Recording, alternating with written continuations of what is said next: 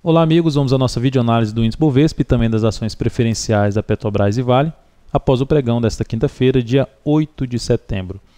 Ibovespa terminou o pregão em alta de 1,8% no retorno do feriado, mas ainda assim permaneceu ali respeitando a resistência dos 57.633 pontos, resistência de um fundo anterior, lá para trás mesmo, a gente pode ver melhor pelo gráfico semanal, lá para maio de 2010, esse fundo continua sendo respeitado. Vamos ver como é que vai ser o fechamento dessa sexta-feira.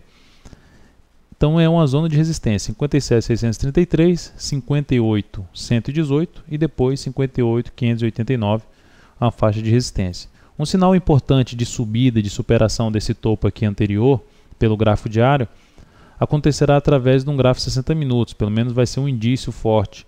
Fechamento da primeira hora de pregão, por exemplo, nesta sexta-feira, acima dos 58 mil pontos, seguido de uma nova máxima, abrirá uma boa chance de superação desse topo em 58.589 para fechar a semana bem, em busca dos 60 mil pontos e confirmando ainda mais um cenário mais forte de tendência de alta de curto prazo para o Ibovespa.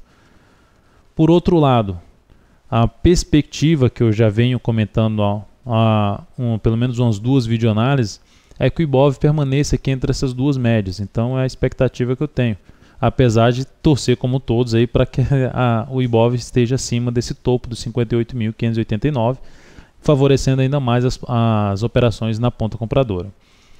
Olhando para a Petrobras, antes de falar da Petrobras, temos a laje do mercado que terminou em alta positiva, até com uma força maior, coerente com o Ibovespa, né? Até com a força maior do que a alta do Ibovespa. Então temos um apoio nessa tendência de alta do Ibovespa pela LAD, é algo positivo, que pode levar justamente o Ibov a romper aquele 58.500. Só que temos um clímax para uma sexta-feira, numa região sobrecomprada. Significa necessariamente que vai cair na sexta-feira? Não, é só um indício que há uma perspectiva de correção dessas últimas altas nos próximos pregões. Então pode perder força, abrir amanhã subindo, por exemplo, bater nessas resistências dos 58 mil até um pouco mais acima e voltar a perder força e terminar um dia em baixa. Então é só para ficar atento. O que é que a gente faz com essa informação? Traz o stop ali para um pouco mais curto, não trabalha com stop muito longo, operações mais de curtíssimo prazo. Então está mais pensando ali perto de uma realização de lucro, principalmente de ações que estão mais afastadas das médias e testando resistências importantes. É isso que se faz com esta informação. Olhando agora para o gráfico da Petrobras, alta de 0,93%, mas respeitando as resistências. Candle de baixa, abriu melhor do que fechou. Isso representa uma fraqueza por parte dos compradores que não conseguiram vencer uma resistência dos 20,85, esse gap de baixa. Na verdade, a faixa de resistência iria de 20,76 a 20,85 do gap. Depois do gap, a gente tem resistência em R$ 21,00 e depois, mais acima, R$ 21,14. São as resistências dessa ação. Pelo gráfico de 60 minutos, o que a gente pode ter de sinalização de alta no pregão desta sexta-feira?